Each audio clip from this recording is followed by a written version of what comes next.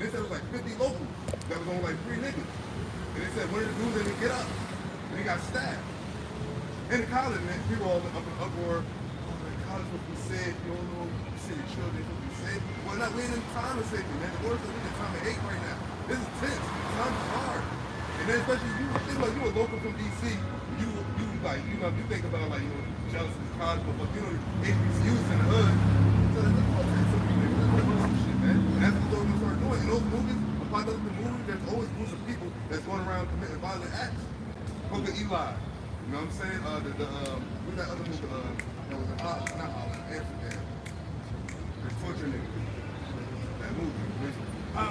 There was a group of kids running around, they was being violent.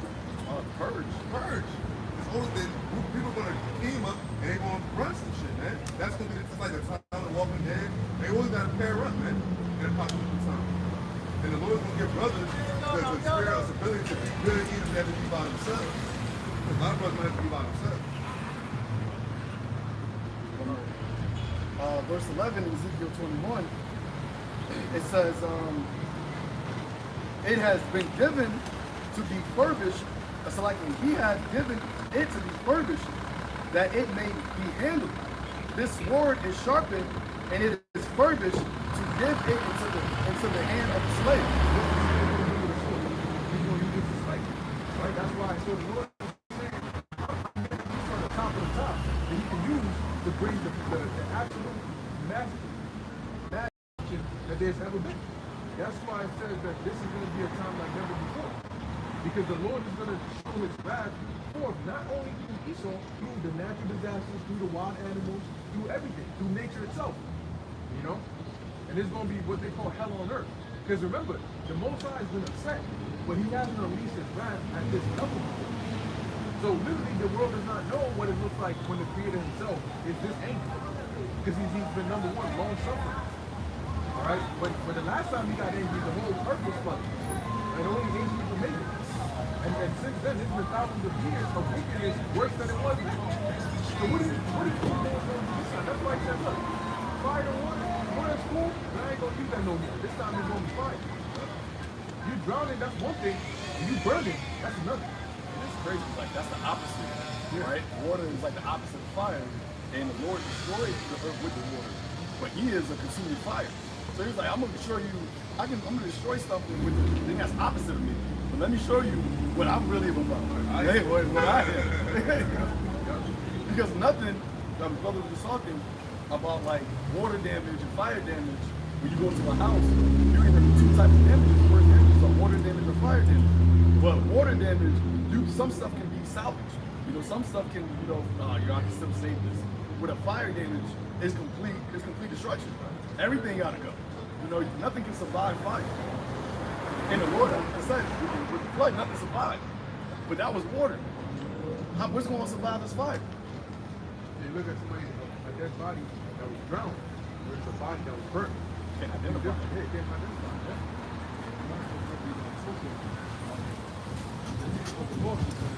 Even the first war, so they got destroyed. You still have America come on with a kid, so even after the flood, all those hundreds of years after that, was still preserved in a place like this.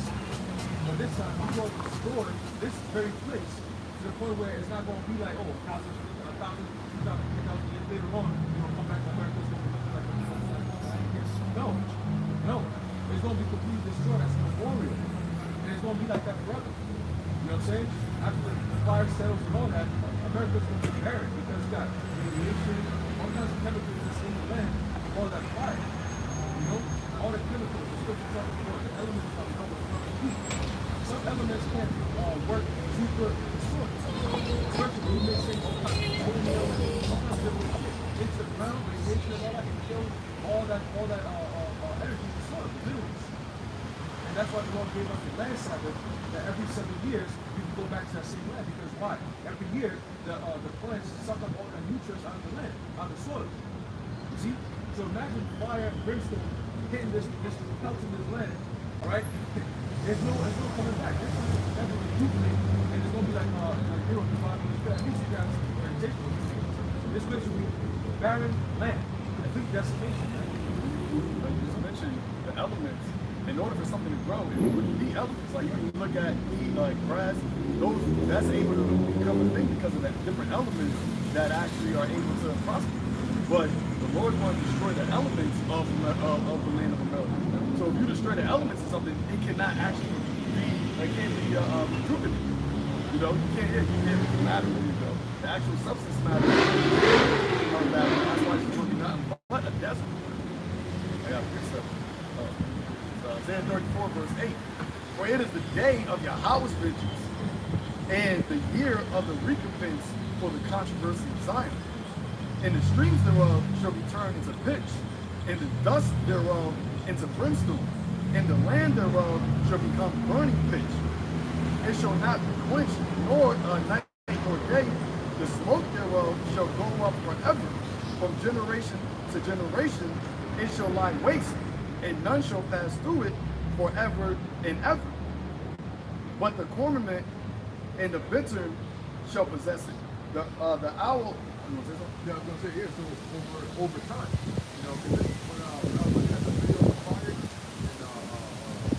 Maui, when you look at the smoke, how black and dark it is, you know, I was thinking America, eventually the fire is going to basically die down, but the smoke is going to burn for a very, very, very long time. But eventually that is also going to die down, and over a long period of time, we're going to have those desert pictures that are here.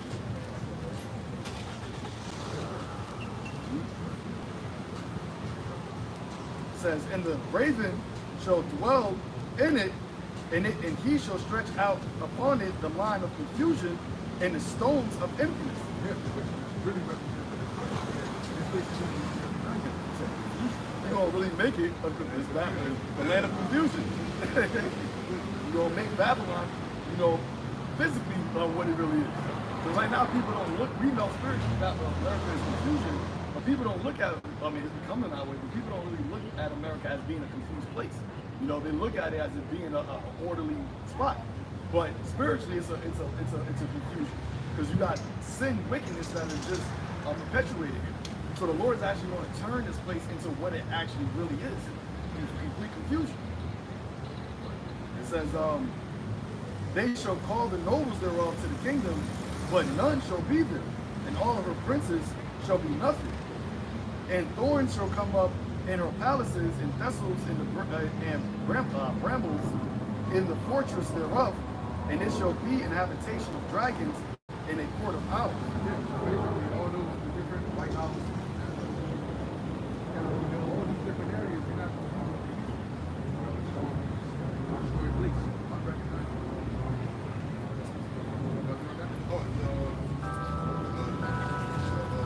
Amos chapter 3 verse 6. You know what I'm saying?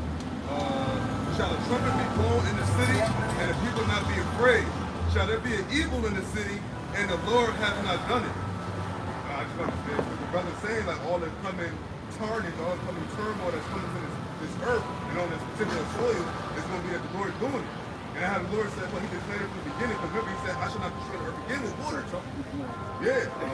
Oh, damn. And then he said, that he declared that from the beginning, so he told Noah that rainbow is going to be a covenant for what? I will not destroy the earth again with water. Which means what? He said he's going to destroy the earth again in another time. And we're in that time right now. We're in a time when Noah was prophesying of the water, the rain, and the ark. We're right now building the ark, talking about preparing for the fire to come. Because that's never happened either, where land has been consumed with fire. It's like back then was a time where land was never consumed with water. He's going to consume this land with fire. When it says the lake of fire is going to be a big body of fire on this soil. And this is a big piece of land. We got to include Canada, America, and Mexico. North America. About the flood, the destruction of the flood was horrible, right? It was memorialized forever, but that wasn't called the day of the Lord's vengeance. Right. Like that wasn't even the Lord's vengeance. He just was, all right, I'm going to destroy this, repent in my heart. I just got to destroy people when we get started. But this is going to be known as the day of Yahweh Bashem Yahweh's vengeance. So you can only imagine, you can't even imagine, but the actual amount of wrath that he's about to actually pour out, and how that's actually going to be memorialized forever. The day of the Lord, like everybody's going to know that this was the day of the Lord. And that's going to be one day. where he's going to pour out his vengeance upon the earth, and that's going to be set in stone for eternity. Like right now, people can, they could basically try to refute whether or not the flood happened. You know, even though there's like scientific evidence, but you still have some people that can refute it because it's not, you know, it's still like, okay, you see the flood here, this is the flood, this is the damage of the flood, but you're not going to be able to refute the day of the Lord's vengeance. You're not going to be able to refute that. Earth is going to be destroyed.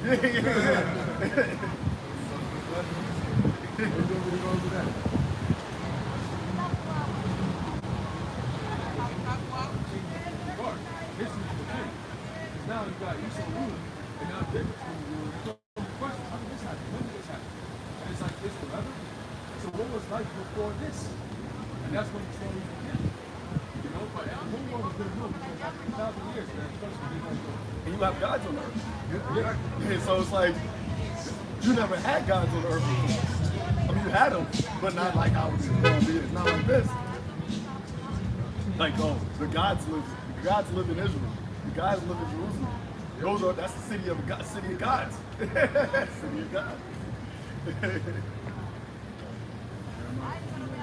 Not when the sun fall and destroy it. Out from her, take bomb from her.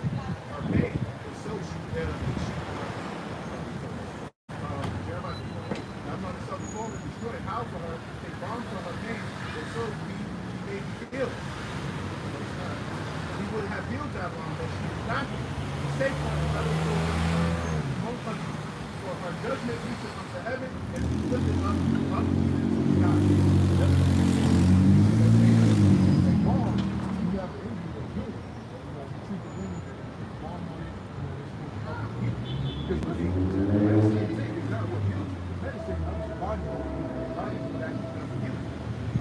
So what they're saying, what the precept is saying is metaphorically, is comparing Babylon to a wounded person.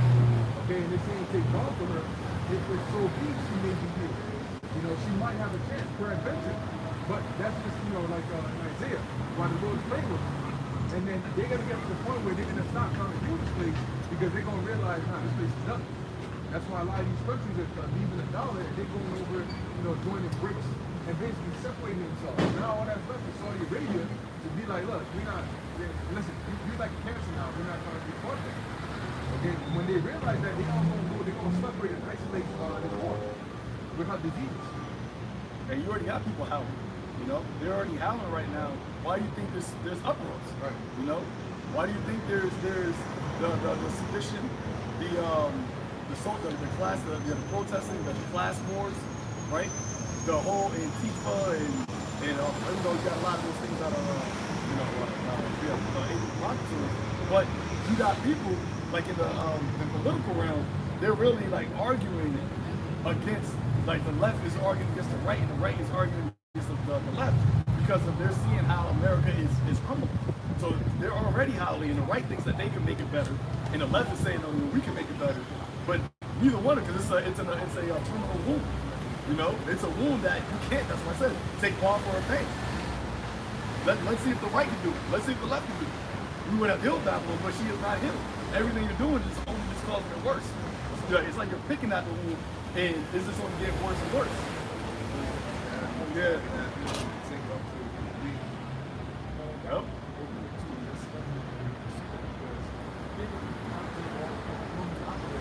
Right now, they think, oh, maybe by the time we focus on things, they begin to change. But see, the Lord had it strategic that over the past 8 years, you've seen a drastic change. You've seen Obama to Trump to Biden, now you're going to see Trump again. Now they're talking about indictments and he's going to be going to speak to the Supreme Court in April and all that stuff. They're still talking about election for 3 years after. People are still, eating up and shit like that. But you had a change from Trump, from Obama to Trump, all the time. They're trying to do some times. Make America great again and all this shit. America goes crazy. Oh, we're back in power. Oh, we're gonna back down the Russians. The North Koreans are gonna stop with the missile tests and all that, right? America, Trump is, putting that strength back in America. He's telling them, hey, you better pay your share. If not, you're not gonna be a part of us no more. He's putting tariffs on sanctions on this country, he's putting sanctions on that country. Russia and China was getting sanctions all the time when Trump was in power. You know? And then the Lord had what happened? Everybody was like, oh, okay, we need Biden. So he comes in. What does he do? He destroys the whole entire country. So that he's now Jacob's waking up saying, yo, you see, yo, the president, yo, he's not, yo, you know? And now they're pushing for what? Trump to come back in. Like that's what Bruce said, like the other was saying. That the wound is not going to be healed. It doesn't matter what promises they give you. It doesn't matter what you or whatever you got done. It doesn't matter. You know, everything going electric and cars going electric and carbon gas and all this bullshit. You know, it sounds nice, but what's the reality? You got taking out Biden and all these hospitals and what kids are coming, send them carbon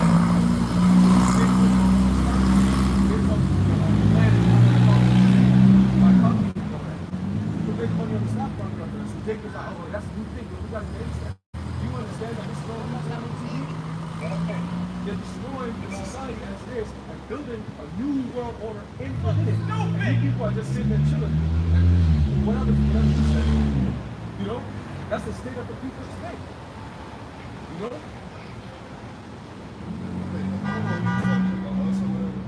Shit like that, see, that's the stuff that's going to be, people be hearing the judgments. Like, we might not, I don't even see God, but he's saying that. I heard him say stupid. So he could say y'all look stupid. But hold on, remember the Lord said every idle word, man.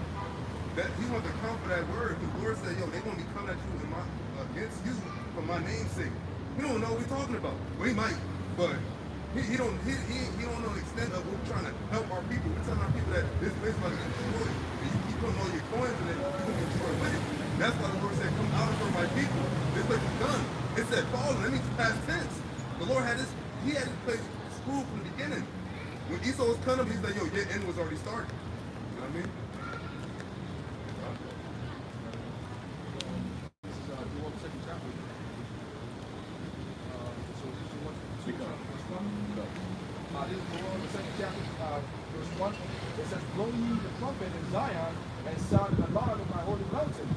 Let all the inhabitants of the land tremble, for the day of the Lord Yahweh cometh, for it is nigh at hand. Hey, also, once again, speaking about the day of the Lord. You know, he said blow the trumpet. That's what we're doing. That's the order, right? And us blowing the trumpet, as the Lord said, we're going to be a spectacle into the earth for blowing this trumpet. You know? But that day is a terrible day. That day is not people got the misconstrued conception that when the day of the Lord comes, it's actually a good thing. That's actually a good, I mean, it's good for some, but for the majority of people, it's not going to be a good day. You know? It's not going to be an actual day that you're going to, hey, what is it to you? What good is it to you? Yep. You know, I think that's in Amos. Yeah, woe unto you that desire the day of the Lord. What end is it for you? And why is that? Because of your wickedness, the way that you're living, the fact that you're scoffing his prophets. When you scoff the prophets, you're scoffing the Lord. Because it says, say unto, give the warning from me. Say unto, prophesy unto them for me. Give them the message.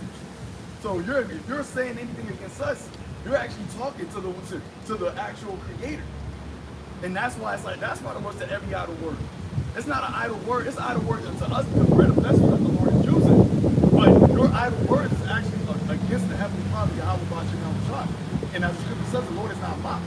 If you really think he's gonna let a creature, he called Jacob a warning. He called Jacob, the ones he loved, he called him a warning. You really think he's gonna let you just talk shit to him and you're not gonna have to answer for that? They were crazy, man.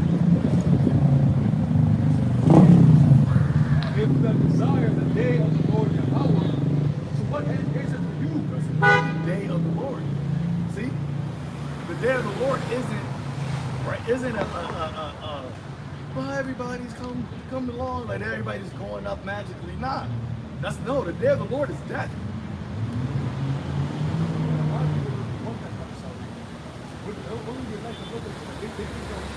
Lord coming back and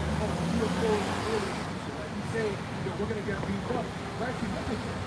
But fucking forget that. They look at it like, what? That's salvation.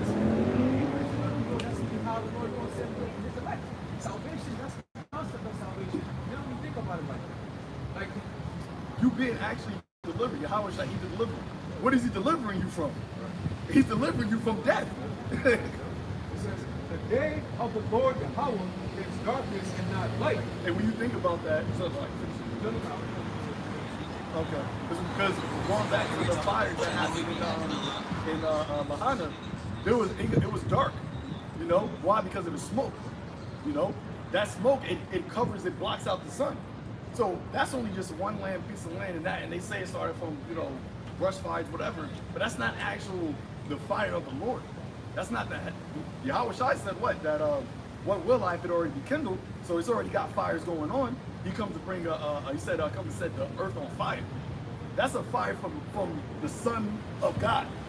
That's going to be a dark. It's going to the smoke in the type of intensity is going to actually make the day dark.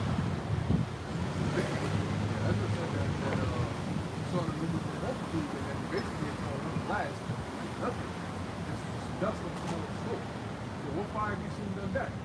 At least you would see some people burning. I mean, if it's like a bomb, it'll do some damage, destroy their things and give you their back. But you see something, but with this, he said just smoke. So they got completely decimated, pulverized, eviscerated, annihilated. Brutality.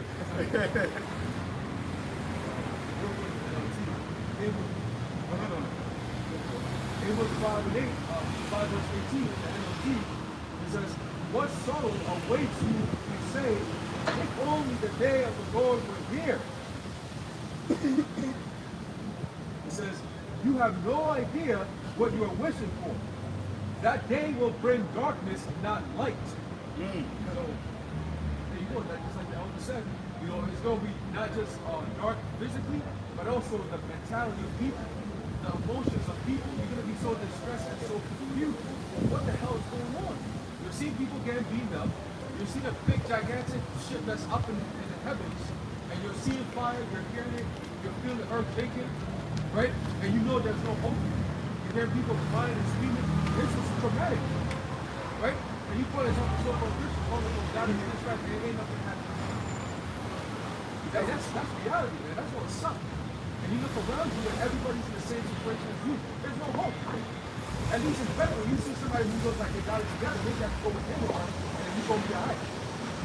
But when there's no hope and you just sitting there, damn, what we going to do? That's what you're going to see. I was going to say, because the Lord wants what? Fear. The Lord wants you to fear him. Fear you not me was like Jeremiah 5th chapter. Fear you not me, saith the Lord. So you got this, everybody, majority of this world not fearing the actual power that commands fear. So he gonna make you fear it. And it's gonna be a fear that you can't forget. You can't say, y'all remember when I was afraid of the Lord. Nah, ain't no I used to be. It's gonna be like it's instilled in you. You're terrorized daily. Daily you're gonna be terrorized. Like a lion, you don't need to fear of a lion. Anytime you see a lion, you're gonna be afraid. Because you know what he can do. That's the same thing. When the Lord shows his power and shows you what he can do, you ain't gonna forget that fear. And anytime you see fear, you're gonna get PTSD. And remember that exact thing. You gonna say? No, I'm saying it's sort of like static. Like in the wintertime, oh, yeah. When you go into God Almighty, the word Al-Shadi, you rather can look up the actual definition of Shadi. That's what the Lord is going to actually make the world know him as. God, he had an almighty God. Shadi. Terrible. Terrible. Good. Go into that here. I think that's the root word, Shad. But that's what the Lord is going to be, because right now the Lord isn't known as Al-Shadi. Remember, the scripture tells you that his name is going to be dreadful among the heathens. The Lord's name is dreadful, but it's not actively dreadful amongst the heathens right now. So when the Lord is going to make an event happen to where he is going to be known as Al-Shadi to humanity, to existence, to everything that is actually alive is going to know him as Al-Shadi. Now Israel is going to know him as Al-Shadi, but we want to also know him as Yahweh. He's the deliverer. He's the savior. You know what happened? Yeah, that's what he said. I should be your God and you should be my people. But the heathens are only going to know because they're not getting saved. They're not going to have salvation. They're not going to know Yahweh as a savior. They're going to know him as Al-Ashadi.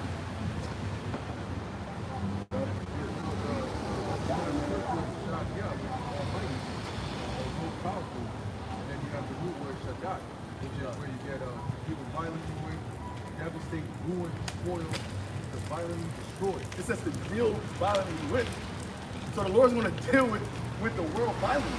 So when you have a power, the one and only living power, that the way you know him as him dealing violently with you. Like that's how they're going to fear him, because there's no action. You can't combat this type of power, and you're not going to be able to ignore this type of power. So you're going to know him as only dealing violently with you for that day, and then 1,000 years, and then even after that. That's why they're going to serve Israel. That's why they're going to serve Yahweh Bashim Yahweh Shai, because they're going to be feared into doing it. You're going to be feared into serving Yahweh Bashim Yahweh Shai. They're talking about these heathens. I mean, really the whole world, even 2/3 of Israel. And that's why what we're doing right now, we're feared to serve the Lord, and this is actually a mercy the Lord's given us, because we're fearing the Lord would not actually have to feel his wrath, the indignation. That's why it says that present your bodies, I beseech you by the mercies of the Most High to present your bodies as a living sacrifice. Because we know what will happen on the other end. We know how I said Noah was being warned of God, moved with fear. You know, built the ark. We're building a spiritual ark because we're moved with fear.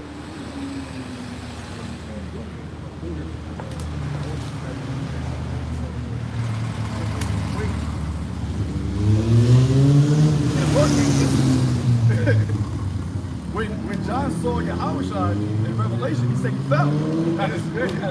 He just saw him. Yahushua had to tell him, fear not. Like, how do you, that means like, what did Yahushua look like for him to see him? He was afraid. Until he didn't even do nothing. He just came. Remember, he said, I should not meet thee as a man. So what is he going to look, how is he going to appear for you to just be afraid when you see him? We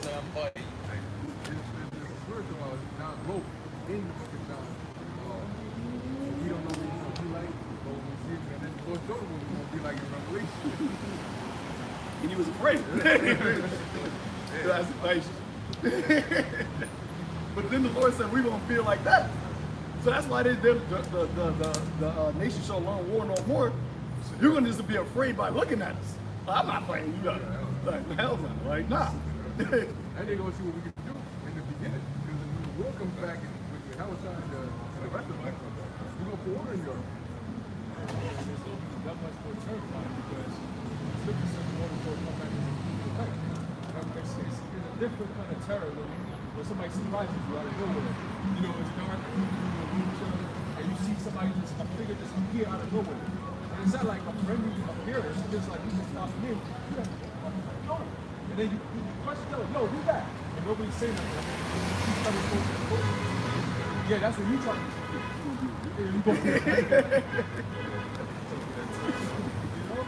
And no one is expecting this. So imagine that, and you understand as entities start getting closer and closer to the earth, you understand, oh, but he's coming too far. How you gonna feel about that? You see? So that's all these things happening within 1 hour. Hey, you don't have enough time to even reason, understand what's going on. You know? It hasn't hit you yet until the midst of the drop.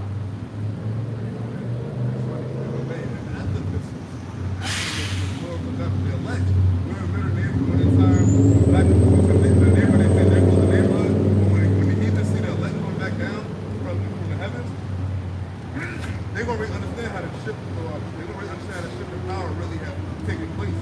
And that's really going to be, it's a transitional period. The transitional period is always the craziest. Because like you're going from one thing and you're easing into another phase. But you're easing into the phase of everyone else just being on the top. And all the one nation that was at the bottom coming up on the top. That's the Israelites. That's what the Lord said, that they shall pass through her no more. The Lord said you should never have sorrow. Like the Lord said, you're going to be a kingdom of peace. The land that was made waste and desolate going to be inhabited with men, flocks of men. But Ezra chapter 18, continuing in verse 2. It says, and cause them to be written in paper, for they are faithful and true. That's what we have to be afraid. So, yeah, all the time, that words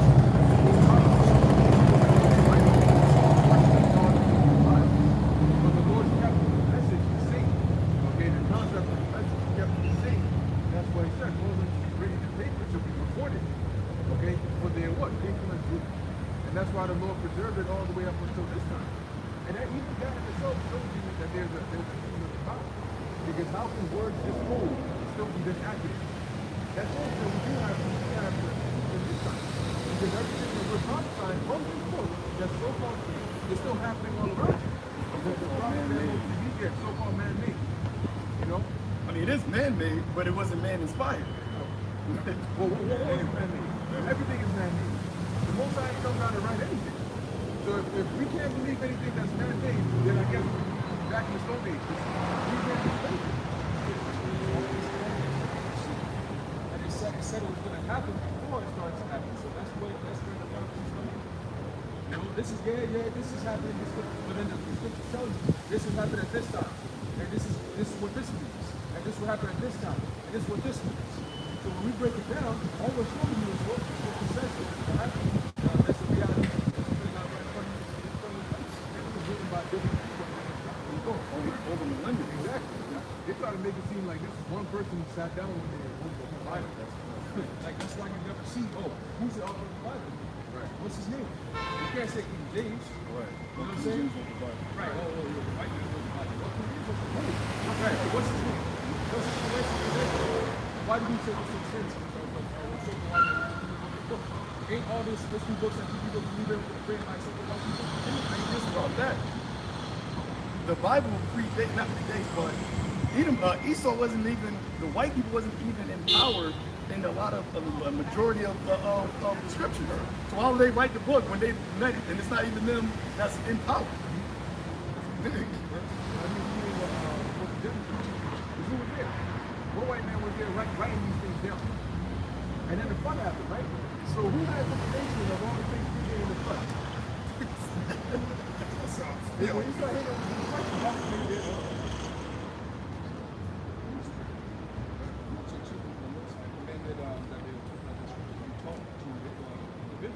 So if it was rewritten, why was not ever accomplished with the nation?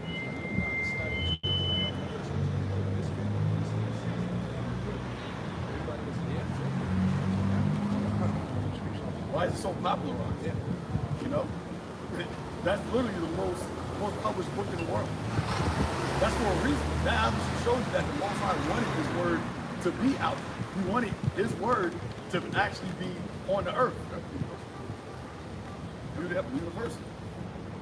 And that's why the best they could do was to hide or take out certain parts of it. But they couldn't actually destroy all the scriptures or rewrite all of these because this came from manuscript, right? Which goes back to the word handwritten. Okay, script to write in manual manner to use the hand. Now, when something is manuscripted, it's not like a computer program that you just go and download some software and just change everything everywhere, change the docs on Wikipedia everywhere. These are physical hard copies that are all throughout the world. So if you start putting some new joint, switching up the words in there, there are people that are going to have the original copy and say, this doesn't line up. You know? So the AI can destroy what's already already there. And then you can bring in their book. And that's how you know we at the end. Because now you have Esau literally trying to get rid of the Bible. You know? They have the AI, you can talk to Jesus. You can talk to the disciples, the chat line, you can talk to the disciples. You can talk to Paul, Peter, they got it listed. You can talk to you can talk to Jesus himself. AI got it. But then, like I said, I ain't say about I know over somebody asked AI what he looked like, what does it look like? And it made a picture of a Orthodox Amplified. Oh, really? Yes. They asked AI, what did it look like? And he drew a portrait of himself. He looked like an Orthodox Amplified with the big ass beard, old, all that. Huh? No. He asked somebody asked AI, what did he look like? Draw a self-portrait. random person. Yeah, draw a self-portrait of like of himself, and he drew a emblem, like Orthodox emblem. So I was like, you already know we at the end. Yes.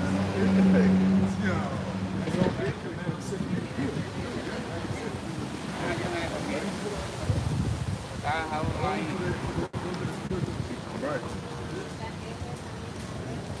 It says, 2 Thessalonians 3, fear not the imaginations against you, let not the incredulity of them trouble you, and speak against you. Yeah, and because we understand that they're on a lower level of thinking, so why should that bother you?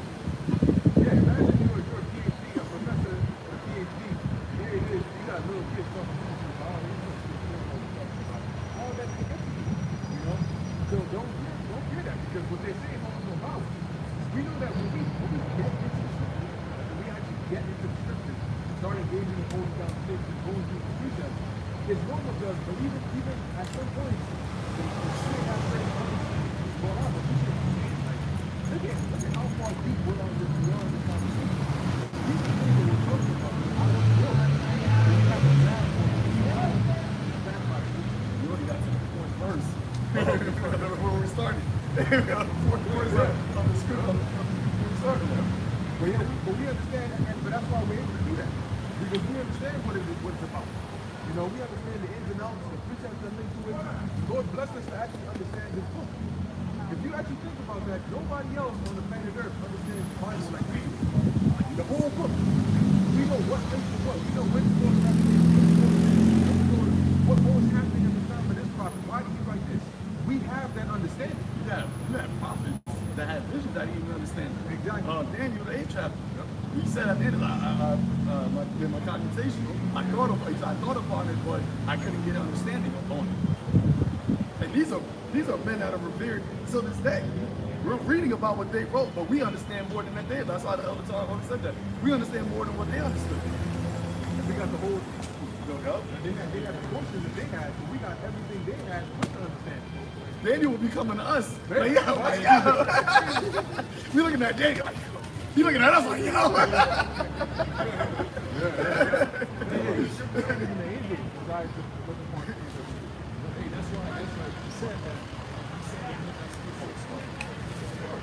Right? Because it stands so sticky, like, man, like, you can read so much of the book, right?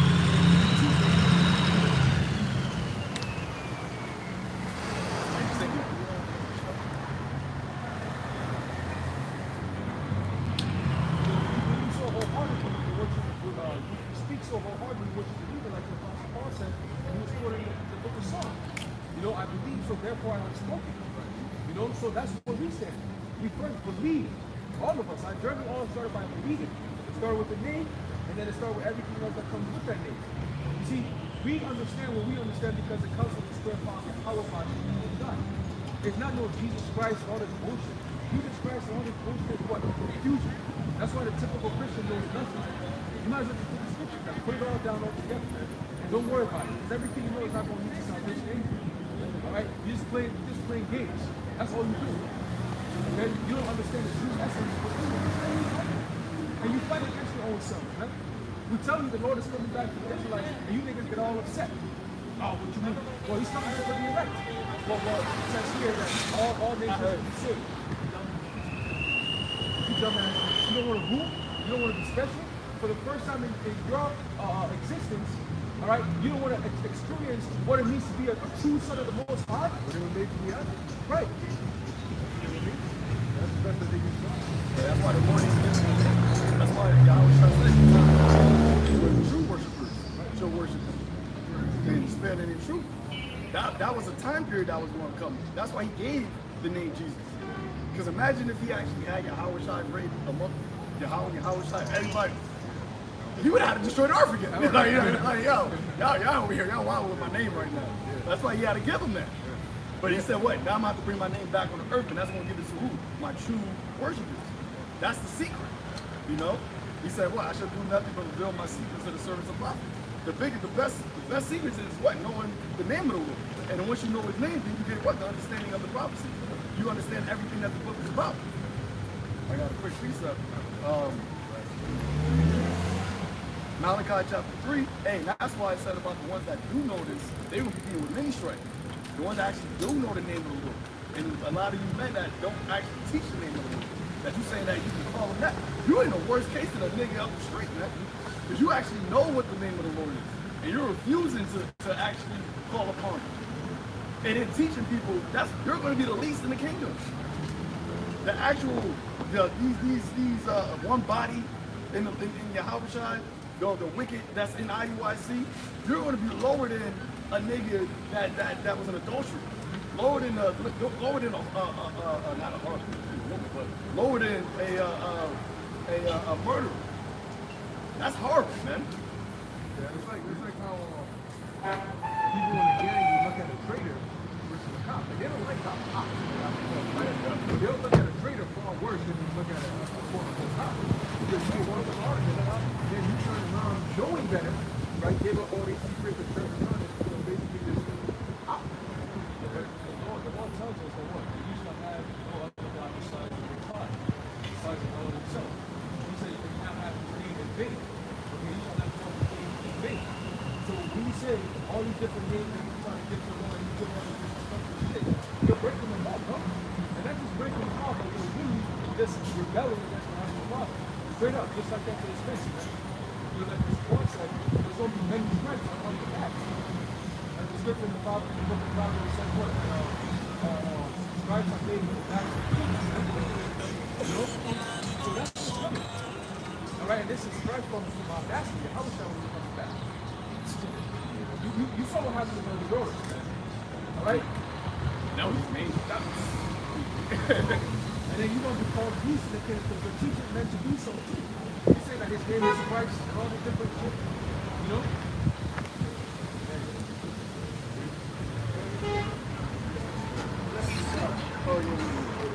Malachi chapter 3, verse 16. It says, we were talking about the scriptures and understanding the book.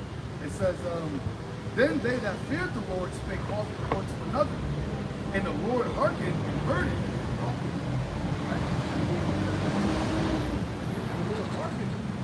So the Lord gave everything. Just like when people are building and maybe they want to hold themselves a lot right. And it says in the book of Philippians, you know, it says the Lord hearkened and heard it, and a book of remembrance was written before him for them that feared the Lord.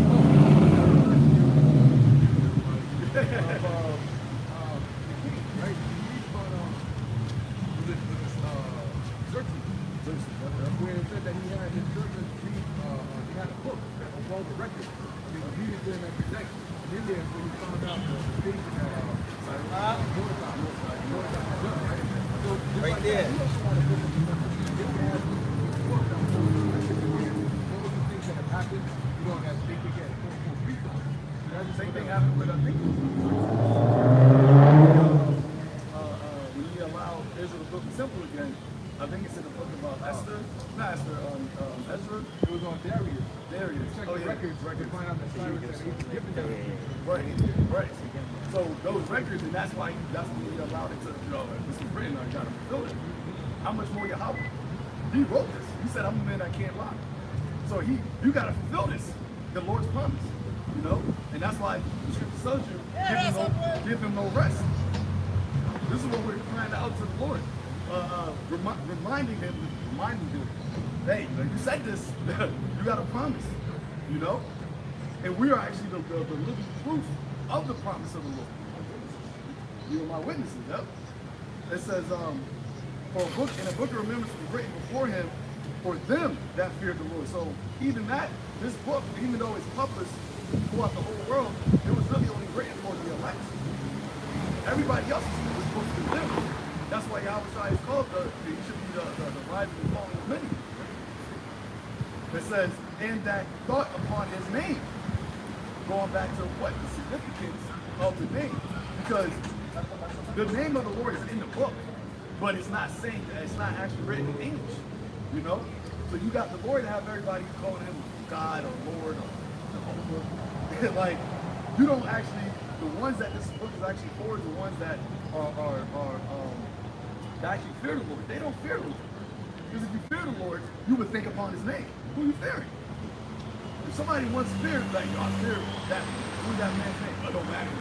Nah, it matters. Like, it matters. You know who that is? Right. You got even certain jobs where the boss comes in, he's one of those power people that everyone knows his reputation. Whatever he said goes. You know what I'm saying? People know it's like, he said that. Okay, listen, I didn't suggest it. People correct themselves and they even give an example with that person's name in there, and it sounds wrong. Let's say you get in trouble at work and somebody's like, oh, yo, we want to talk to you. You say who? It don't matter. You might not be afraid. But if it's like, oh, he want to talk to you, then it's like, oh, Michael, X-Front, that's the CEO. Oh, shit.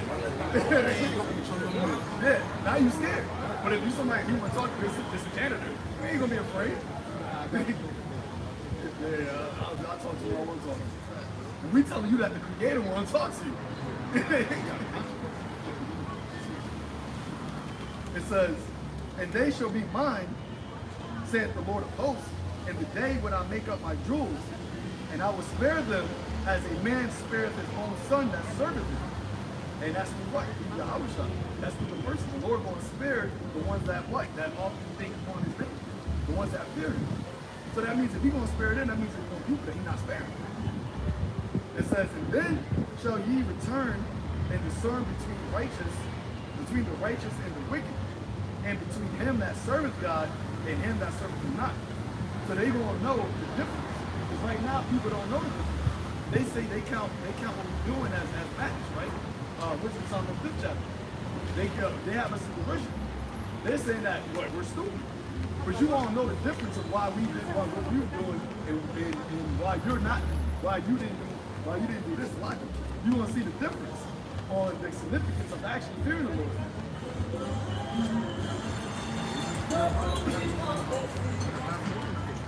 Jeremiah was pretty much a judge. I forgot the name of the general. I think it might have been, I forgot the name. Yeah. Him. He actually gave Jeremiah the option. He said, you can come with us. We'll treat you right. Or you can stay here. Leave it up to you. Mind you, this is the general that's putting Jacob captive and taking him on his weapon. But why? The Lord put Jeremiah in that position. You know, but when Jeremiah was first prophesying, and he did it his whole life. He started as a boy, as a youth. And they put him in the stocks. And that shit it's not fun. When they put you in the stocks, that's them. That's like you see like back in the day they had those wooden plank things where they'll put your neck and they'll put your two hands in there. But in this time they had ones where you would sit and they would rock your feet. The feet would be extended locked and your hands would be extended locked. And it doesn't sound painful at first until you go a couple of hours or even days where you can't bend your knees and you're stuck in there.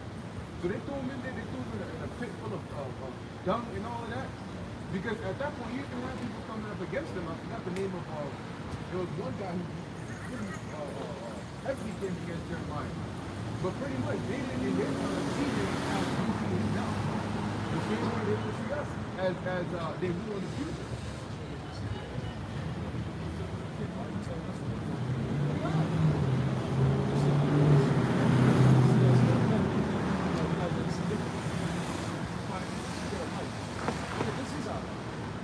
You of the life you're living and what's going to end up when your life is over. But most people don't care.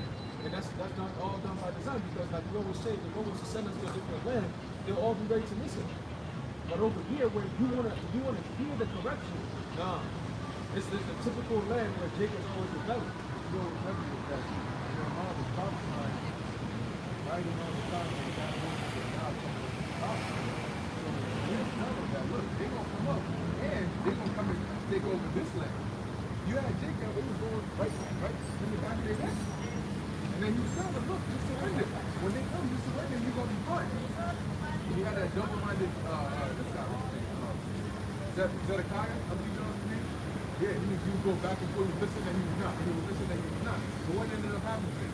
He saw his sons get put to death before his eyes, and then the Babylonian king took out his eyes. That's what you saw. Yeah, that's what was actually there. Now God says, they will be my people, saith the Lord of heaven's armies. On the day when I act in judgment, they will be my own people. They will be my own special treasure. I will spare them as a father spared an obedient child. Then you will again see the difference between the righteous and the wicked, between those who serve God and those who do not. See, like I said, right now people don't see the difference. They don't see the difference in between serving God and not serving God. So the Lord said, when I act in judgment, you won't see why it's important to be obedient to Him. And you feel like the spirit from the demon son, right? Now imagine you got a son that always does what you tell him to do, and they always do good. And then one day they do something, go back and you get involved in school, say your son got into a fight or something like that. You might, you ain't going, wow, even if your son just lost it. You know, some guy was talking shit to him, he just lost his school, and he got into it. The way that you would go about it with your son versus your son that's always getting in trouble, always rebellious, X, Y, Z. The second you hear that, you don't even take nothing. You hear the full song, you know you're bumping your belly. Wait. Uncle Ruckus. You know what I'm saying? Because you already know what's about to happen. But if it's your son that's always obedient, you're more willing to pardon him. And that, you're not even hesitant too much on that. Like, you lucky this. Because you're like, you know what, you always do what you gotta do, so I'm gonna cut you that slack. You know, so I understand. We're gonna talk about the belt. The belt that the Lord is going to bring. That's what he's doing, right? That belt was going to come as a form of fire. Because ultimately, I remember when it started, there was a trend of a lot of wildfire. And still were like, yo, this might be the year of the fire. You know, scripture talking about fire being on the earth, right? And he goes to our word fire, and goes into the new word fire. You know, and then after that, it's called virus. You know, and it talks about, I believe, Revelation 17 chapter, if I'm not mistaken. It talks about a fire that's being brought on earth. Okay, Revelation 13 chapter, it talks about these devils having the power to bring fire in the midst of men. So we're seeing these things happen. You know, the heat that's scorching men on the earth is all part of it. You know what I'm saying? But ultimately, it's to set the tone for what the Lord is going to do to America, Babylon, and Britain. Okay? This is George 2, verse 1. It says, for the day of the Lord Yahweh cometh, for it is nigh at hand. It is a day of darkness and gloominess, a day of clouds and of thick darkness, as the morning spreads upon a mountain. Zephaniah chapter 1, verse 14. It says, the great day of the Lord is near. It is here, and haste is greatly. Even the voice of the day of the Lord, the mighty man shall cry in the gloom. That day is a day of wrath, a day of trouble and distress, a day of wasteness and desolation, a day of darkness and gloominess, a day of clouds and thick darkness. As you mentioned, verse 16, it says, a day of the trumpet and alarm against the fenced cities and against the high towers. You know, I was saying that you mentioned about the trumpet, right? And that, this thing that don't keep going on. So what you do is you gotta make the person, you know, take the notes. The trumpet is being blown in this statue. There's a book of Isaiah, chapter 13, 12 and 6. It says, How ye? That's what the trumpet says. For the day of the Lord Yahweh is at hand. It shall come as a destruction from the Almighty. Therefore shall all hands be faint, and every man's heart shall melt. And they shall be afraid, pangs and sorrow shall take hold of them. Now, but that's not optional. Because it's going to take hold of you. Whenever you're afraid of something, you don't choose to be afraid. You should live like something you can't even do that. Right? It says, there shall be in pain as a woman that travaileth. They shall be amazed one at another. Their faces shall be as flames. Behold, the day of the Lord Yahweh cometh, cruel both with wrath and fierce anger, to lay the land desolate, and he shall destroy the sinners thereof out of it.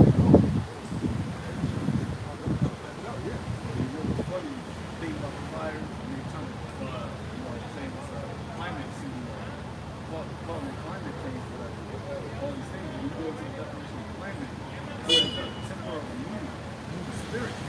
So there's a change in the vibration. You know? That's the glory. That's why Yahweh said that. How you can find the earth and go like it already continued. There's a change in the atmosphere. It's like the atmosphere. You see? And a lot of people are not really paying attention to that. But as it becomes more and more intensified, then you want to actually start feeling the change. You want to feel the atmosphere, the ambiance, the attitude. Or everything's going to change. Ultimately, leading up to the day of the actual day. That's what I always say. That's what literally is still. You can't forget that. You know, that's when I actually change the way that people's minds think after that. There's like a hard rewiring of every single living creature.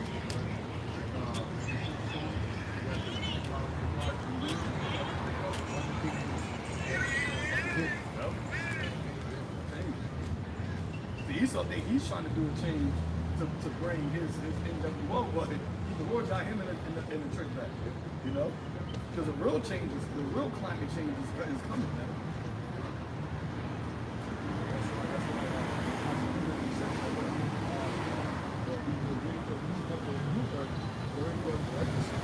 So this climate that we see now is going to change.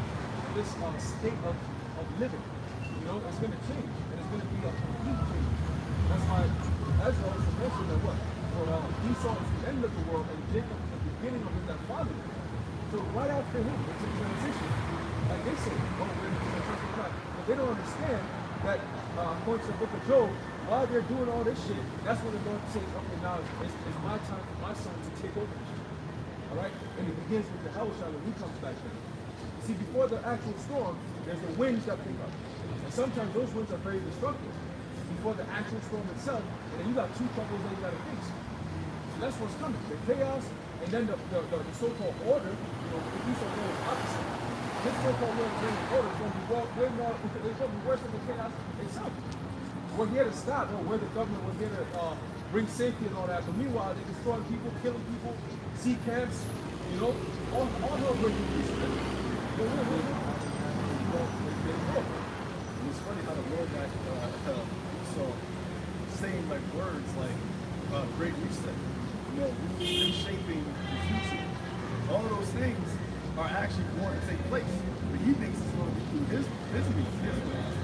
The Lord will actually show you all the real changes, the real great reset, the real reshaping the future. And that's going to be by way of Yahweh and Israel being on top. Because it's not going to be like a long out process of the transition of the things. It's once the Lord comes, it's over. Like it's not a battle of, you know, they've been fighting going back and forth for, you know, 7 years, 8 years, not. It's instead, it's you was in power and now you're not. You was in power and now you're not. And now we are. And we know, and we're gonna, and now we have to learn how to be empowered, and the Lord will put it in us. We're gonna know how to rule. You know, we ain't gonna have to go to study classes. Nah. Yeah. Nowadays you read articles and there's so many errors. You're like, what the fuck? It's like, you know, who's writing all this shit? That AI going through and fucking the fucking, right? You know? And guess what? That's why we're in a state now with techno-paganism. That's what you're seeing. Esau's using technology to bring about paganism on an all-time level. You know? I was watching that Columbus video and I was like, yo, this is straight up techno-paganism, bro. You know what I'm saying? Just like back in the time of the Babylonians, the Greeks, the Romans, even prior to that, the Tower of Babel, they're trying to do the same shit now. You see? But this time they think, okay, after all these empires, this time it's going to work. It's not. You got CERN and all that shit telling you lies. Oh, we get entities that speak to us. So we can use AI. No, you don't use AI for shit. Okay? There you go. And he's going to use AI to destroy you. Yeah, right? Going to the word. Right. AI, it means what? People construct people humans.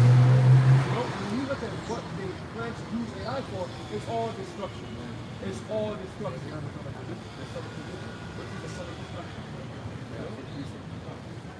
Isaiah 47, verse, I'm going to start at 10. It says, For thou hast trusted in thy wickedness.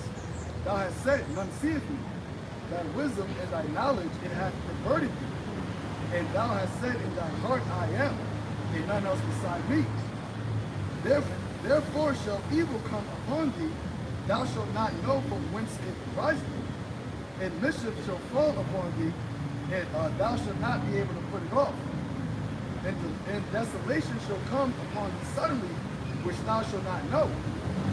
Stand now with thy enchantments, and with the multitude of thy sorceries, wherein thou hast labored from thy youth. If so be thou mayest be able to profit, if so be thou mayest rebel. So, hey, the Lord is selling Esau Babylon, right? And Babylon is Esau's, spearhead.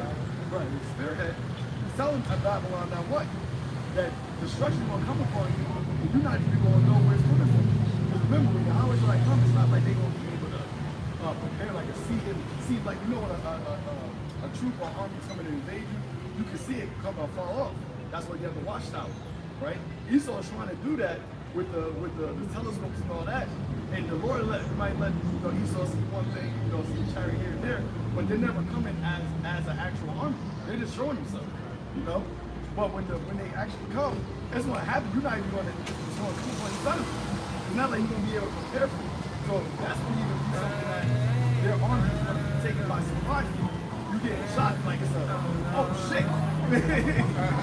Like how you gonna prepare for that? You're not going to give you time to prepare for it. You want to try to scream in your chest. Hey, you gotta go up and say, you're gonna let you, come. Say the scripture said in that second half of the 13th chapter, that he came, right? And it said he turned his countenance, everything true. They don't let you come because it has to be that war. He has war going on the show. Like, yeah, come fight. He said he's inviting you. He's inviting you to the fight. He said I am, and that's what's up. So we're like, okay, you said I am. I said I am. Let's find out who is.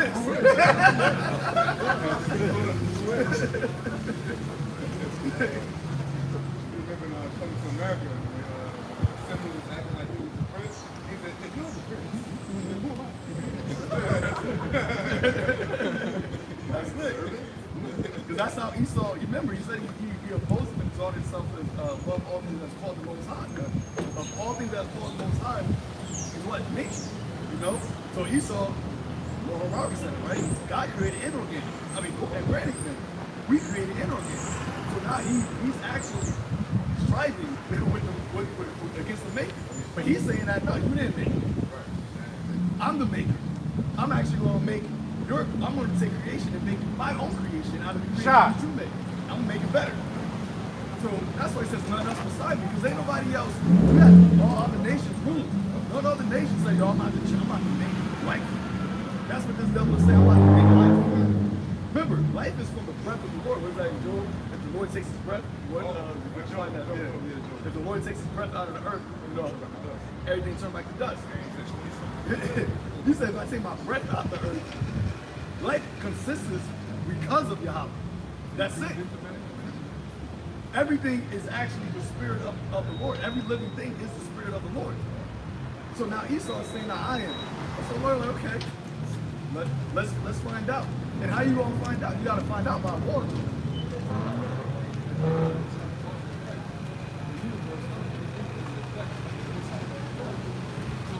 Without the universe, like you sitting there, like you're experiencing the election because you're saying that the thing exists. And then how can you exist? Your thing exists when you know that there is a creator. Because we're not all the same. There's right hand and left hand, just like he said, you created as a creator. Bring that muscle balance. So you do what the creator said for you to do, and then you turn around and say, oh, that each participate in each. There is no God up in the heavens somewhere like the Bible says. Like, so what the fuck are you saying? What are you trying to say? See? And the world is almost like everyone's turning a blind eye, and everyone's just going along with the plan. Like, yo, they're coming out and declaring themselves to be the gods of the earth. And I said in my video the other day, when we hear a regular person say something like that, we look at you and you a devil. You a devil. You really got rebellious, call yourself God. And that's the mindset of these so-called the beasts of this world. They literally came out and declared themselves gods of the earth. They said, listen, we are going to be gods of this earth. And if you try to stop us or get in our way, we're going to kill you. That's what they said. Okay? And who do you think they're talking to? They're talking to Jake, man. Start with the prophets. Because we're the only ones who are telling them, listen, we're not looking to be equal with you. We're here to tell you that you're going down and we're coming up. So it's not an equal equality and all this bullshit, all inclusive madness. We're not looking to be equal. Okay? We're looking to enslave you devil just like you did to us. This time we're going to get double, as the scripture says, right? We're going to instill righteousness back here on this earth. Look at the world in which look at the state of the world right now. Who wants to live like this? So the Lord is sending his men out to set the tone, because when he comes back, it's going to be what? The physical manifestation of the gods on this earth. Proverbs 29 and 2. Okay? That's going to be Esau's wisdom, right? All right? Look at Job chapter 34, verse 14. It says, if he set his heart upon men, if he gather unto himself his spirit and his breath, all flesh shall perish together, and a man shall turn again unto dust. So it's like, you know that fact? Job chapter 34, verse 14. If he set his heart upon man, if he gather unto himself his spirit and his breath, His spirit and his breath. all flesh shall perish together, and man shall turn again unto dust. Turn again. So right there lets you know that, hey, we came from the earth, right? All man is just earth. The Lord said he made man out of the dust of the earth. And the reason why we have being, the reason why we are being, is because of the spirit of the Lord. And if he took that off, if he took his spirit back, everything would just disintegrate back to nothingness. There will be no actual life. But here Esau is saying, no, I'm God. I can do what you did, but I'm gonna do it better.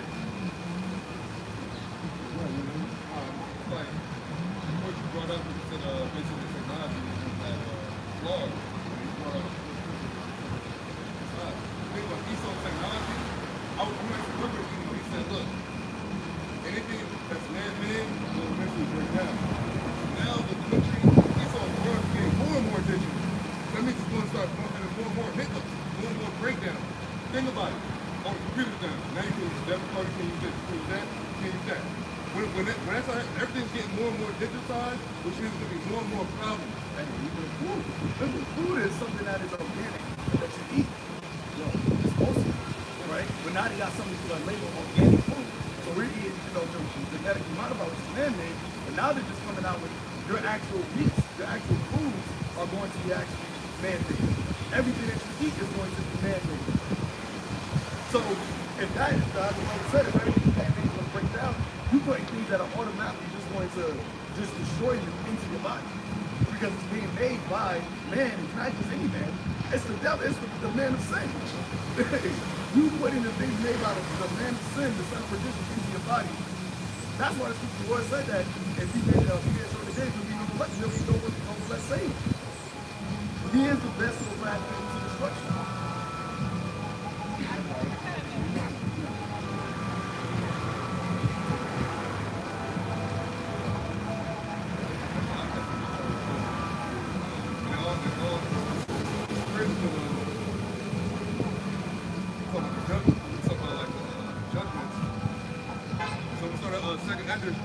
Chapter 9, 20 to 15, when we start 13.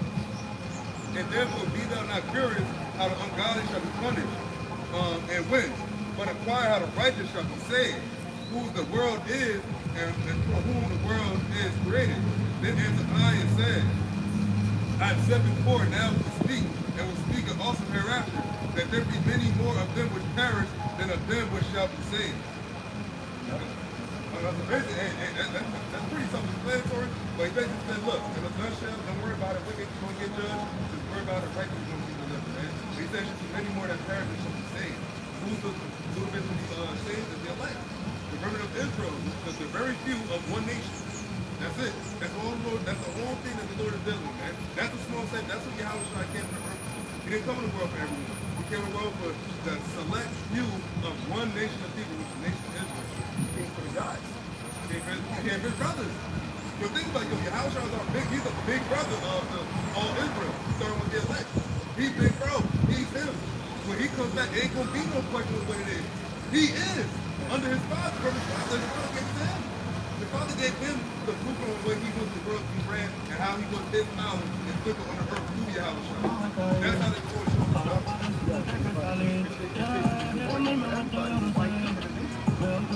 Why did he come to an actual nation of the nation?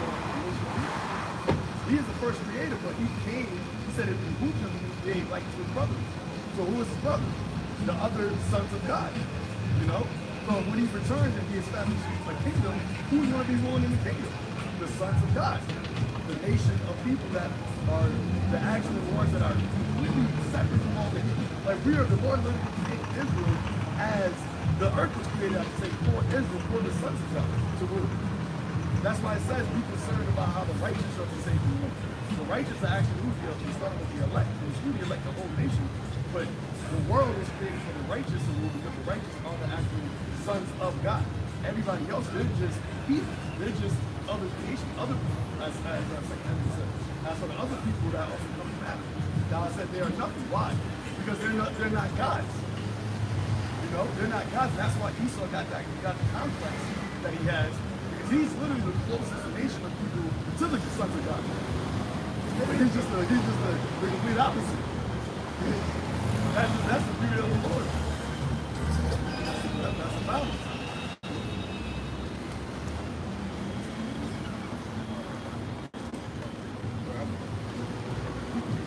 It says, as a great people and strong, there has not been ever the like, neither shall be any more after it. The kind of issues they have now, everybody that created technology. All right? Nor shall be after it.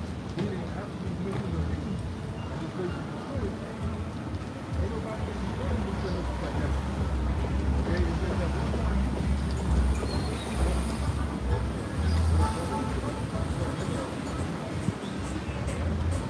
It says, even to the years of many generations. Yeah, so for as long as we're on here, we're going to be brothers, we'll be no more concept of New Testament. Okay? Yeah.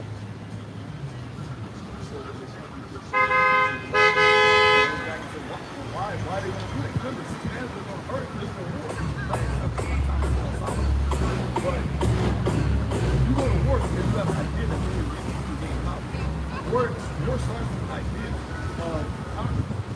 But when the conquerors are on top and they're actually gods that are living, you can't really think that you can conquer these gods. So it's like, we might as well not just like we might as well just get this into some cloud channels. Because they won't be feared, like I said earlier, you won't be feared into obedience. You won't be feared into serving. Also, too, the mission for Esau is not as top of his sword. That's his highest spot. That's his highest spot. Exactly. So, we that he is in the academy or the echo of his leadership, of course, that's what the one thing that he usually put in the nation. The scripture talks about the man on the earth. So he uses the military, and now he's advancing technology so much, the swords so much from this Christopher Columbus to now freaking Robert Oppenheimer type shit. And it's perfect like that. You just came out. And what did Robert Oppenheimer quote? The God of sheep, now I become death. Yeah. I don't know the whole quote. Yeah. Because it's all goes back to Satan. Destroy the world. But who are you? You're literally destroying the world of the heathen because you're the toast. Pretty much already said it off memory. Now I am become death, the destroyer of worlds. This is the line from the Hindu sacred text Bhagavad Gita has come to define Robert Oppenheimer, but its meaning is more complex than many realize. Look at this. Picture of the mushroom cloud. So this is a part of the Lord's story. We're literally reading about this one. You think the Lord had him say that by mistake? That was actually that's a very, very detailed part of this whole prophetic events that's taking place. He could have said anything. He could have said, now, I made this so that we would never actually have to go to war because we have this thing so everybody. Nah, he made him say, I'm going to destroy the world. He said, now I'm not the destroyer of worlds.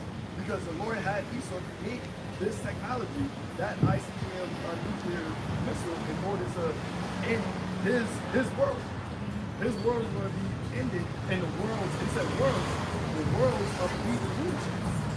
Because after the 10 toes, it said the Lord will set up a kingdom that will, God of heaven will set up a kingdom that should not be given to other people.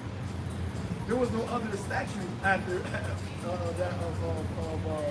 Nebuchadnezzar dreamed after the 10 toes were destroyed. It was just, that mountain, that broke, the rock that broke the soul. They set up a kingdom of Israel, and that's it. Oppenheimer, the subject of a new film from director Christopher Nolan, died at the age of 62 in Princeton, New Jersey on February 28, 1967. As wartime head of the Los Alamos Laboratory, the birthplace of the Manhattan Project, he is rightly seen as the father of the atomic bomb. We knew the world would not be the same, he later recalled. A few people laughed, a few people cried, most people were silent. And who was Oppenheimer? He was an Amalekite. The Lord had Amalek create the most destructive thing that man ever seen. And they show him, like, I'm the most destructive. I'm going to show you I'm the most destructive thing.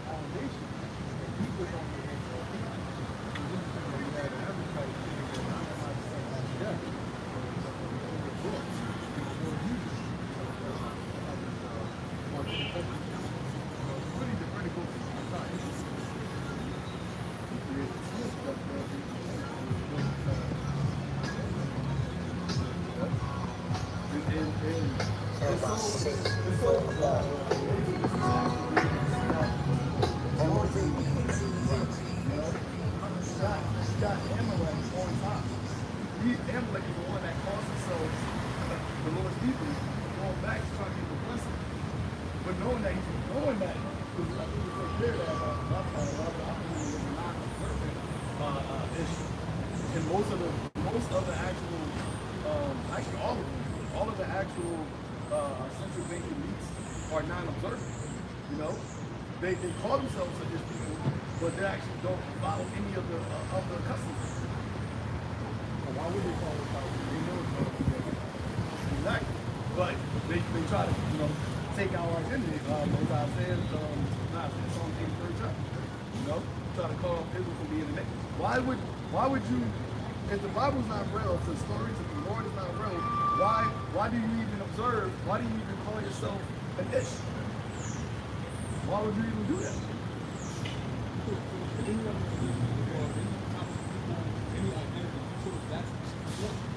You know the power that comes with it. Why are you talking about it?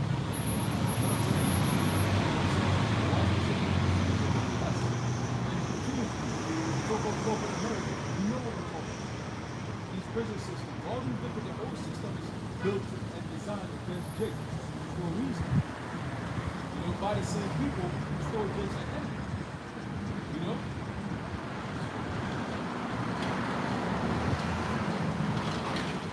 And Lord will use himself, use Esau to make his own blessing of Israel. By that sword thou shalt live. And what did Yahweh Shah say? He that liveth by the sword shall die by the sword. And he said, by that sword thou shalt live. So you're going to die by it.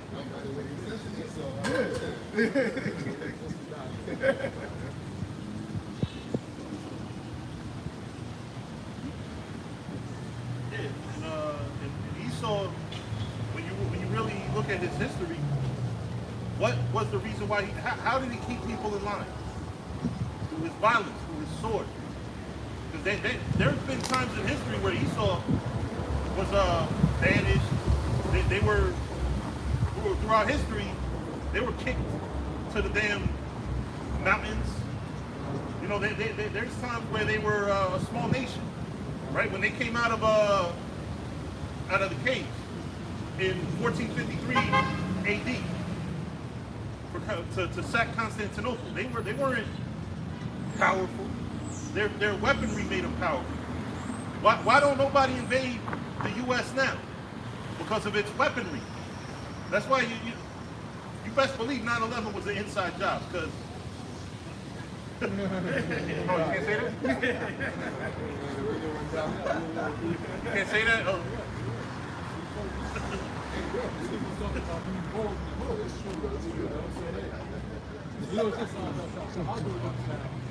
The way things are set it up, they got the AI picking up on the and they just label it, they call it meditative simulation, they call it spiritual, they call it gospel, they call it anti-Semitism, right?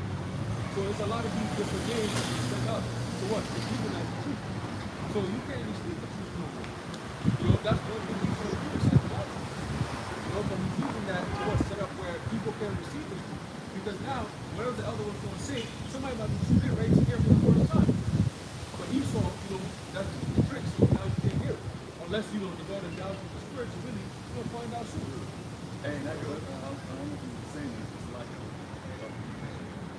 but that goes to show you how the Lord is taking the family of the word, you know? Because you can't say certain things right now. But we already got it. You know, we already do.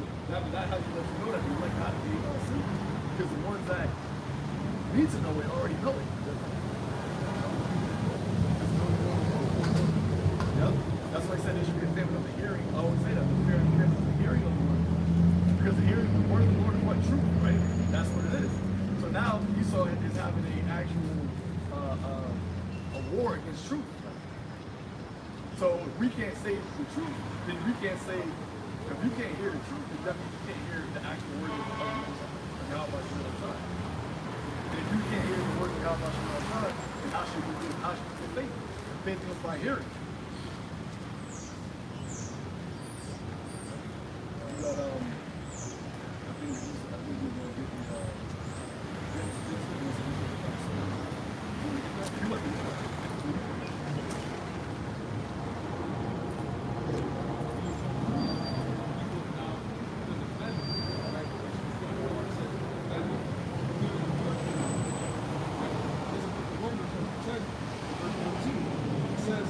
whosoever shall call upon the name of the Lord Yahweh, Hashem shall be saved.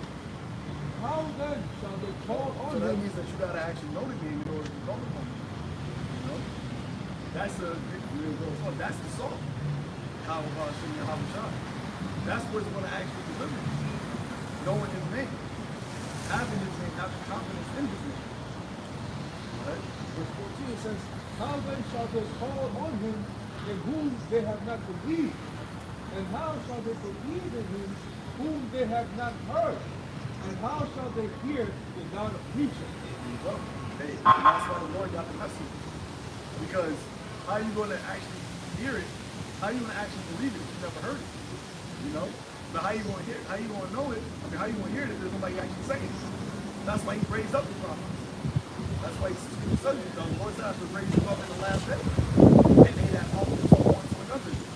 They show, and them that fear his name is called upon them. Believe the second chapter. Continue verse 15, it says, and how shall they preach except they be sent? As it is written, how beautiful are the feet of them that preach the gospel of peace and bring glad tidings of good things. All right, and it's a very good thing to see this place, the Pharaoh of Babylon the Great, get completely decimated by the Yahweh Shai. Right?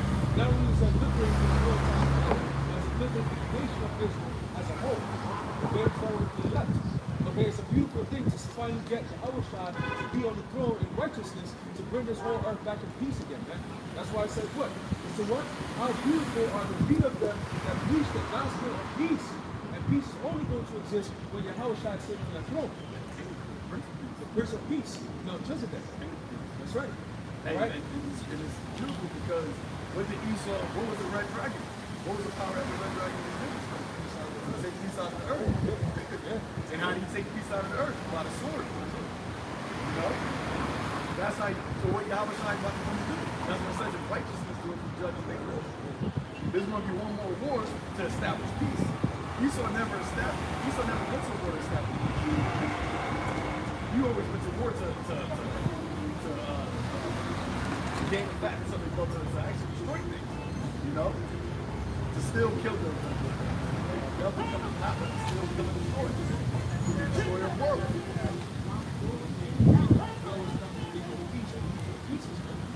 know, with all this stupid foreign policy. You know, this country's doing this, we're going to come in foreign aid. Next thing you know, the whole country's desolate. Look at this country that we're always peace on. He's a man. Look at Iraq. Look at Afghanistan. Wherever they go, they either find a drone all of Africa. You know? Look what it did to our nation. You know what I'm saying? And they're proud enough to go to our land and look at what they're doing there. Our Lord was born in the land of Israel, man. Okay? And now look what they do over there, man. King David sat the throne in Bethlehem. Look what they're doing over there, man. In Jerusalem. Alright? So they destroyed the pillars of the Lord. Right? And now they want to what? They want to set themselves up to be gods, so we got to worship them because as a God, you got to have laws, right? And the scriptures tell you that the Israelites are the only people on the earth to have a law that's contrary to everybody else's. That means that we're not going to bow down because we have our own power, man. And he's coming back now very soon.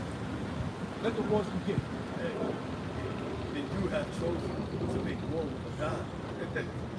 Because you know that Esau, we call it the whole colonization period, right? He went basically established garrisons throughout the whole earth. You know, imperialism. He established garrisons. But he allowed most of the majority of these countries of this nation to keep their land. He just established their rule. They got to live by their rule. Israel's the only one that he said, "Now y'all can't even have y'all land. Y'all can't even have a sovereignty. Y'all can't even have a place to call home. We're going to take you and bring you captive in another land." That was the prophecy. Right? Lord said that we was going to be in a land that even us and our fathers know. See, the Edomites, they may abide by the ways of culture, not so much culture, but the ways of Esau, but they got their own land. They can go back in history thousands of years and be like, yeah, we've always been in this land. All have to do that. Israel, we know that we haven't always been in America. We got brought over here. Captain through what? The cargo routes. Yeah, the cargo one movie. You should go into Egypt and get with ships. And the Lord said, "What? You gonna stay there until I come to deal with you? You not open. Nobody's up. Esau never gonna give you your land back. He never gonna give you a place to call your home. So I'm gonna have to bring you back and bring you back into your land. Baruch 2 verse 29. If ye will not hear my voice, surely this very great multitude shall be turned into a small number among the nations, where I will scatter them. Hey, when you think of minorities, who do you think of? Jake. Why is Jake only called a minority? Why are we only called minorities? And Esau is called what? The majority, right? If we're minorities, they're the majority, and the other heathens are what? They're just the other people, right? But we're minorities because we're like small people, not in a nation, not in the sense of the numbers, but in the sense of influence, importance, power. We don't have any. We have a minority amount of power. Really, no power. We don't have any power. The power that Israel got in the world, they really get it from Esau.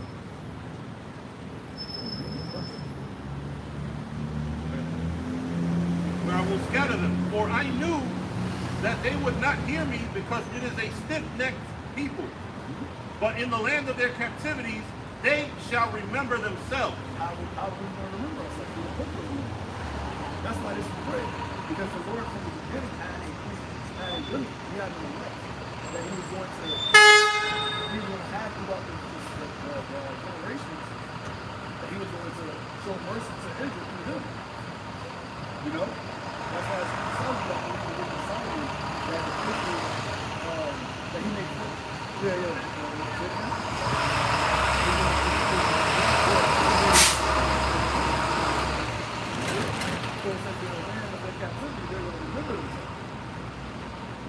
like I said earlier, Israel the only one that are in the actual land of their captivity. Moab is in his land, Ham is in their land. We're the only ones that's in the land of our captivity, but we're remembering it. And shall know that I am the Lord their God, for I will give them an heart and ears to hear, and they shall praise me. I would give them a heart and ears to hear. And we all say this. None of us was looking for the Most High. Right? Yahweh Shah said, if you have not chosen me, but I have chosen you. The Lord actually put it in us to hear his word. Because Lord willing, we are the vessels that will be of mercy. And he's going to show his mercy. And they shall praise me in the land of their captivity, and think upon my name, and return from their stiff neck and from their wicked deeds. For they shall remember the way of their fathers which sinned before the Lord. Okay? It said they shall think upon my name. Knowing the name of Yahweh is, that means that he can actually say, look, there's nothing impossible, there's nothing too hard. What we want, nobody can actually give this to us on the earth.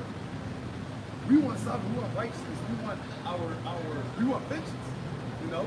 We want peace, we want our nation healed. No one can actually give this stuff. So now we got to think upon he can do this. So this is what we're thinking of. This is why this is always like this is what we're thinking about.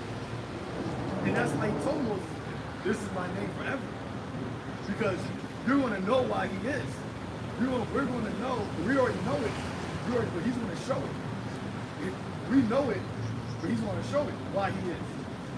And with that name, obviously comes, there's the dot after it.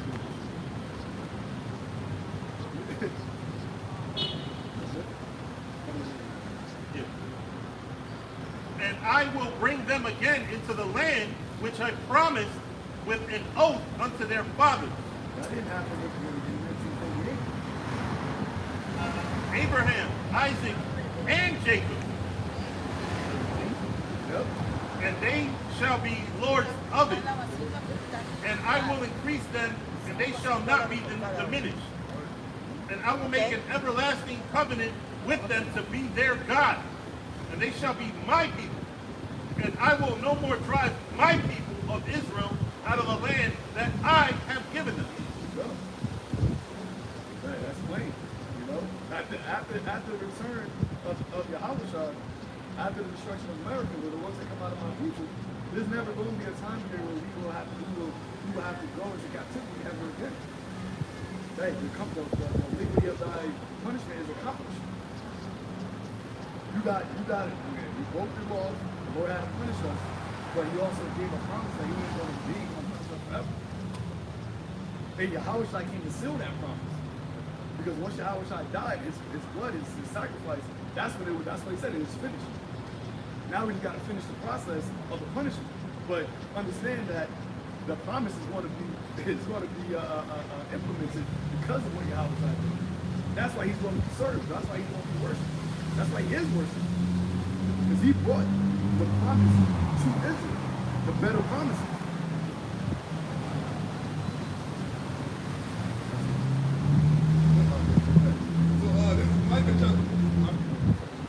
Micah chapter 4, and start verse 10. And it's actually the chapter when brothers, this is the chapter when brothers mention how they go with their swords and plowshares and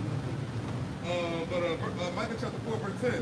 Be in pain and labor to bring forth, O daughter of Zion, like a woman in travail. Daughter of Zion means the nation of Israel synonymous. You see that daughter, like singular, it's about the nation of Israel. Like a woman in travail, for now shalt thou go forth out of the city, and thou shalt dwell in the field, and thou shalt go even to Babylon, there shalt thou be delivered. There the Lord shall redeem thee from the hand of thy enemy. Who's the number one enemy? Esau, Edom. He's the one that's ruling the daughter of Babylon. He is the one. When it said, who is he? It's them, the elites. These simple bakers, those are the ones that got their hands on us, man, and continue and got until Yahushua comes back. He ain't gonna stop a president until y'all try to come back. Verse 11. Now also many nations are gathered against you that say, let her be defiled and let our eyes look upon thine. These other nations are taking a little bit too. It's not just Esau, Edom. All these other nations had a part in our downfall, man. They all had a part. Moab, Ishmael, Elam, Ammon, all of them, man. They all had a part in our downfall. And they all gonna see this redemption that's mentioned. And it says, verse 12 here, but they know not the thoughts of the Lord, neither understand they his counsel. We shall gather them as the sheaves into the floor. Arise and thresh, O daughter of Zion. Now I remember I looked that up. There was at the time of like threshing, like I think crops and whatnot. And it says, arise and thresh, O daughter of Zion. For I will make thine horn iron, and I will make thine hooves brass, and thou shalt beat in pieces many people. Thou shalt consecrate their gain unto the Lord, and their substance unto the Lord of the whole earth. Even if it goes as part of, I think that's Obadiah said they should possess their possessions. We're going to possess these heathens, man, just like they possess us. You can't just say in history, like, you enslaved us, y'all made money for our downfall, and that's it. And the Lord, and we're happy now we know that we're the chosen, and now we know why it went down like that, and now we know what's going to happen after that. The Lord said he got y'all now. Now the cup shall pass unto the daughter of Edom. The punishment of the iniquity of daughter of Zion is accomplished. That's past tense. We almost out of here. That's why that's what's happening in America now. Why people gonna have all these evil spirits, all this violence, man, all this tension, all this rent going up, all this stuff. Living in America is really fucking people up. To where what is going to cause people's minds to go crazy. You oppress a man too much, what's going to happen? Everybody going to wild out. They going niggas, Edomites, anybody left here in America is going to wild out. And most of them be Jacob and Esau because it said the other nations will go to their own land. When shit get too hectic here, and Elam and Moab, they see like, hey, there's too much gain over there. They got, like brother said, they got somewhere to go back to. Where y'all niggas going to go? You going to go back to Africa? Try your luck. And where you going? Where you going to Africa? You going anywhere? It's a big continent. See how the welcome in, see how you welcome there. Talking about how back to my brothers. Them Hamites gonna be like, damn, y'all ass. See, you gonna do that? That's your brothers, right? Your brothers put their heads in cows' asses. The ones you claim to be, the people that you think you come from, they do abominable actions over there, man. Yeah. They try to leave that land and come over here. So, Yeah, so do that, everybody you know? leaving it.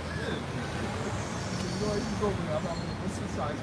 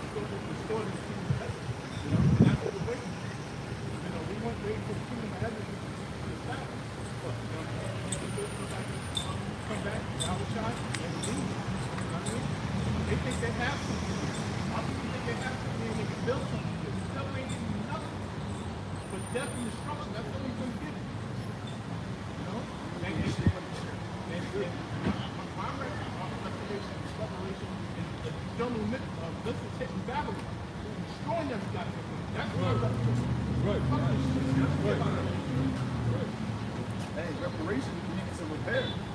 You can't give somebody money. What you did to Israel, you can't repair that by money. Yeah. You can't repair the physical, mental, spiritual destruction you did to Israel by just giving money. There needs to be an actual person. The real reparation is your salvation, but what really needs to be given to Israel is vengeance. Vengeance is the only way that you can appease what has been done to us. That's the only way that we will feel like, all right, now we're prepared. But the Lord said, you're not going to just give you a lick back. It's going to be an outcome. Remember, the Lord loves Israel and hates Esau. So he allows you to touch his people. But now there has to come an actual true reparation, which is now we're going to be able to go to what? You should make your horns into iron and your wood into brass. Meaning what? That when we stop out as the sheaves, the nations as sheaves, it ain't gonna just be a regular stop. It ain't gonna be a stop of just a regular shoe, a regular bone, a horn, whatever. It's gonna be a rod of iron, a rod of iron, the most severe type of rulership that you're going to experience.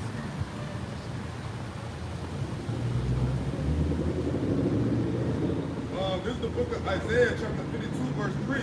For thus saith the Lord, ye have sold yourselves for naught, and ye shall be redeemed without money. There you go. We won't be redeemed. The Lord not, how shall not coming? And yo, let me buy it back. You're gonna take us. You're gonna take it. You're gonna take us, and He's gonna take you. Got it. It's the book of Zechariah, chapter 2, verse 7. It says, deliver thyself, O Zion, that dwellest with the daughter of Babylon. For thus saith the Lord Yahweh of hosts, after the glory hath he sent me unto the nations which spoiled you, for he that toucheth you toucheth the apple of his eye. So basically all these nations partook in the downfall of the nation of Israel. Okay? You have to go all the way back to the Greeks, okay? All the way back to David. They all come up, man. They were partaking in the downfall of the nation of Israel. And now all these conglomerates and corporations around the world, known as so-called governments, they're all coming together to do what? To come to have a so-called new world order that's going to keep you just at the bottom. Okay? It's either they're going to eliminate you or they'll keep you at the bottom. Man. That's all they want to do.